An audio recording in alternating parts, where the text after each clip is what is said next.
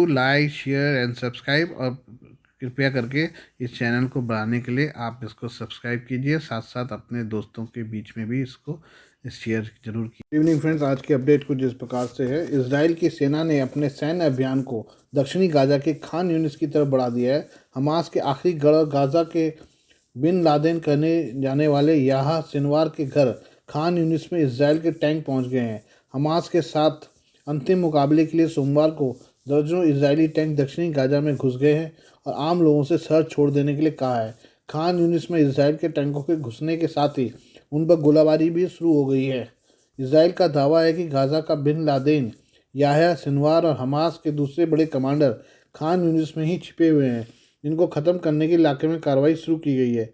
खान यूनिस में इजरायली टैंकों की एंट्री के बाद हमास की कसाम ब्रिगेड ने दावा किया है कि उसने इजराइल के 5 टैंकों और सैन्य वाहनों पर मिसाइलों से हमला किया है।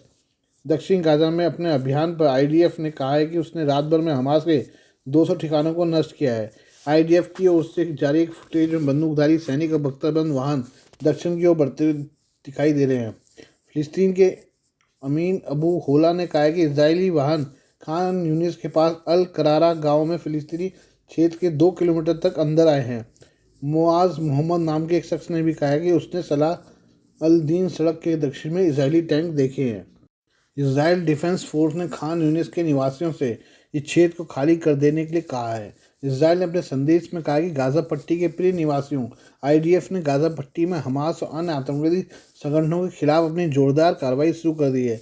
आपकी सुरक्षा के लिए हम आपसे कहना चाहते हैं कि इस क्षेत्र को छोड़कर आप सुरक्षित स्थानों पर आश्रय ले लीजिए। आईडीएफ ने विमान से पर्चे गिराकर भी लोगों से खान यूनिस को छोड़ देने के लिए कहा है। इजरायली बलों ने दावा किया कि उन्होंने सोमवार रात को 500 सुरंगों के प्रवेश द्वारों को नष्ट कर दिया। इजराइल का कहना है कि सुरंगों के नेटवर्क में ही गाजा कमांडर याह्या सिनवार छिपा हुआ है। 7 अक्टूबर के हमले का मास्टरमाइंड माना जा रहा सिनवार इजराइल की मोस्ट वांटेड लिस्ट में शामिल है। इजराइल के सैन्य प्रमुखों ने कसम खाई है कि उनका हमला तब तक खत्म नहीं होना चाहिए जब तक कि वो याह्या को ख़त्म नहीं कर देते हैं। आइए हम खालिस्तान आतंकवादी लखबीर सिंह रोड़े के बारे में बात करें। खालिस्तानी आतंकी लखबीर सिंह रोड़े की पाकिस्तान में मौत हो गई है। लखबीर सिंह रोड़े प्रतिबंधित संगठन खालिस्तान लिबरेशन फोर्स और इंटरनेशनल सिख यूथ फेडरेशन का स्वयंभू प्रमुख था। बताया जा रहा है कि लखबीर सिंह रोड़े की 72 साल की उम्र में पाकिस्तान में मौत हो गई। मौत का कारण हार्ट अटैक बताया जा रहा है। लखबीर सिंह रोड़े खालिस्तानी आतंकी जर्नैल सिंह भिंडरवाले का भतीजा था और भारत के आतंकियों की लिस्ट में शामिल था। लखबीर सिंह रोड़े के भाई और अकाल तख्त के पूर्व जत्थेदार जसबीर सिंह रोड़े ने लखबीर की मौत की पुष्टि की है। जसबीर सिंह ने बताया कि मेरे भाई के बेटे ने हमें बताया कि पाकिस्तान में हार्ट अटैक से उसकी मौत हुई है और पाकिस्तान में ही उसका अंतिम संस्कार किया गया है।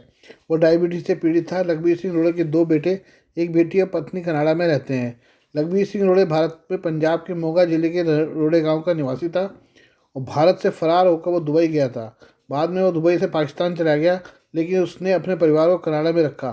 साल 2002 में भारत में पाकिस्तान को 20 आतंकियों की भारत प्रतिबंधित करने के लिए एक लिस्ट भी सौंपी थी, जिसमें लखबीर सिंह रोड़े का नाम भी था। भारत सरकार के डोजियर के अनुसार लखबीर सिंह रोड़े के इंटरनेशनल सिख यूथ फाउंडेशन ने ब्रिटेन, जर्मनी, कनाडा और अमेरिका से हथियार और विस्फोटक भेजने का भी आरोपी है। रोड़े पर आरोप है कि उसने स्थानीय गैंगस्टर की मदद से पंजाब में कई हमले कराए। इस साल की शुरुआत में एनआईए ने मोगा जिले में लखबीर सिंह रोड़े की एक ज़मीन को भी जब्त किया था। रोड़े पर भारत में कई हमलों की साजिश का आरोप है। 15 सितंबर 2021 को पंजाब के फाजिलका में एक टिफिन बम ब्लास्ट हुआ था। एनआईए की जांच में खुलासा हुआ था कि इस हमले के पीछे लखबीर सिंह रोड़े का हाथ था। पंजाब में सीमा पार से अवैध रूप से हथियार, गोला बारूद, ड्रग्स और टिफिन बम भेजने में भी लखबीर सिंह रोड़े की भूमिका अहम थी। साल 2021 से 23 के दौरान लखबीर सिंह रोड़े की 6 आतंकी घटनाओं में सक्रिय संलिप्तता पाई गई थी। आइए हम अमेरिका के बारे में बात करें। अमेरिकी वाणिज्य मंत्री द्वारा चीन को बड़ा खतरा और दोस्त न मानने वाले बयान पर चीन की प्रतिक्रिया सामने आई है। सोमवार को चीन ने कहा कि हमारा किसी को भी सत्ता या चुनौती देने की मंशा नहीं है। चीन कभी भी अमेरिका के खिलाफ दाव नहीं लगाता है।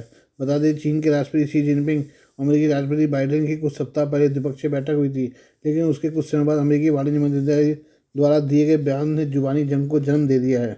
कैलिफोर्निया में सिमी वैली में वार्षिक राष्ट्रीय रक्षा मंच पर बोलते हुए अमेरिकी वाणिज्य मंत्री जीना रायमांडो ने सांसदों, अमेरिकी संयोजकों से अपील की है। उन्होंने कहा चीन को राष्ट्रीय सुरक्षा के लिए महत्वपूर्ण सेमीकंडक्टर अत्याधुनिक तकनीक प्राप्त करने से रोकने का आग्रह किया। साथ ही उन्होंने संबोधन में कहा कि चीन हमारे लिए अब तक का सबसे बड़ा खतरा है साथ ही कहा चीन हमारा दोस्त नहीं है। चीन पर गंभीर कटाक्ष करते हुए कहा कि अमेरिका के निर्यात पर नियंत्रण पाने के लिए चीन लगातार कोशिश कर रहा है। हमें इसके लिए सचेत होना पड़ेगा। हर दिन के हर मिनट में हमें उनको नियंत्रणों को कड़ा करने के लिए जागना होगा। तमाम आरोपों के बाद चीन की प्रतिक्रिया सामने आई है। चीन के विदेश मंत्रालय प्रवक्ता वांग वेनबिन ने कहा है कि बाइडेन ने एक बार कहा था कि अमेरिका चीन के आर्थिक विकास या तकनीकी प्रगति को रोकना नहीं चाहता है, लेकिन अमेरिकी वाणिज्य मंत्री की टिप्पणी बिल्कुल इसके विपरीत है। अमेरिकी मंत्री की यह सोच आधिपत्यवादी मानसिकता को दिखा रहा है। साथ ही चीन ने दावा किया कि वो अमेरिका के खिलाफ कोई दाव नहीं लगाता है। हमारे अमेरिका की कोई चुनौती देने का कोई इरादा नहीं है। साथ ही उन्होंने कहा कि अमेरिका को चीन के बारे में सही समझ होनी चाहिए। सैन फ्रांसिस्को में दोनों राष्ट्रों के बीच हुई बैठक में आम सहमति को ईमानदारी से पूरा करने के लिए चीन के साथ काम करना चाहिए। आज के लिए बस इतना ही। बाकी मिलते हैं कल आपसे नई खबरों के साथ। धन्यवाद।